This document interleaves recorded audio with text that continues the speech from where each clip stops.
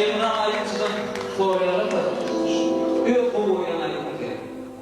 Ruh krediyen ayıkken yıllarca aydınlar aydırıya, dövrediliye kenen halk aydınla uğrayan 20 milyonla uğran Kudaycı halkımızın içine aydın faydalık gördü.